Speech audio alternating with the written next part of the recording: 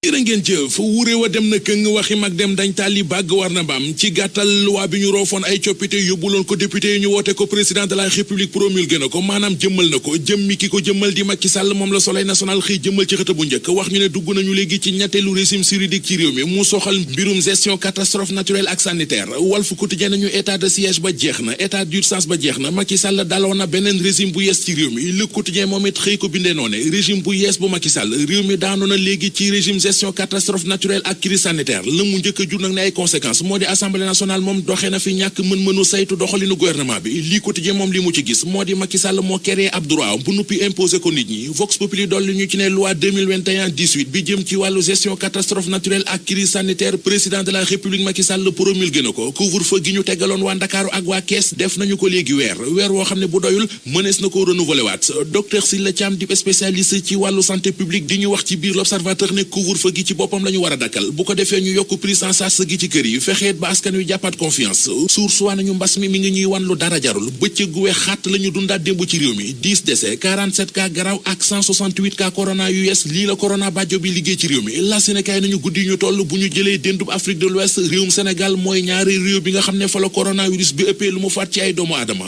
docteur Ibou Guissé bu SNEIPS di ñu wax ci xët mu njëkk journal L'As ne 80% rek ci askan wi bu ñu doon masqué wo ni mu waree di takk seeni masque ni ñu leen ko digalee kon fii ak ñaari weer rek ñu tàggoo ak wopp ji source nañu li tax ba duñu gaaw a tàggoo wopp ji moo di dañoo nekk ak gouvernement boo xam ne lu mu wax safaan walay doxe ndax nee nañu dañuy tere ay rassemblement ci réew mi fu nekk toog nañu wax ko fa terewul rassemblement yaa ngi ne jasar ci dëkk bi gouvernement bi gëmmu ci bëtam marché mercredi bu Gueule Tapée ay rassemblement la marché samedi bu Centenaire ay rassemblement la ca Bourguiba foire ba ñu fay amal rassemblement la nga génn dëkk bi dem fu ca mel ne ca Daara Jolof keroog dimanche ji weesu rek woote nañu fa seenub luuma te marché bu Jawbe ñoom it ñoo ngi waajal ngir amal seenub luuma tey ji ci àllarba ji démb ci talaata ji ci lañu tëj Boubacar Seye l'observateur mi xëy di ñu xamal yu bari ci président ONG Horizon Sans Frontières wax nañu ne ginnaaw ay fan yu mu nekkoon ci loxoy takk der yi mandat dépôt nañu ko démb tuumay joxe xibaar yu wérul loole la ñu koy toppee Le Quotidien nañu borom Horizon Sans Frontières frontière am ma nga ci rëbës démb ci la ñu ko mandat dépôt libération nañu Boubacar Seye wax ji ñu koy toppee dinawu ci dara wax na ba wax fa mu sukkandiku ba tax mu wax li mu wax libération nañu ndigal li tax ñu dem teggi ko loxo mu di ordre de poursuite gi ci garde des sceaux la jóge L'As bi nañu moo taxit njàppale gi mi ngi jógee fu nekk jëm ci moom Boubacar Seye Quotidien xamal ñu ne am na fukki organisation ak ñeent ak ay kilifa yu kawe yëkkati nañu seen kàddu di sàkku ñu bàyyi Boubacar Seye nu mu gën a gaawee wàllu yoon ak yoonal ba tey ci yéene kaay ñu xëyandool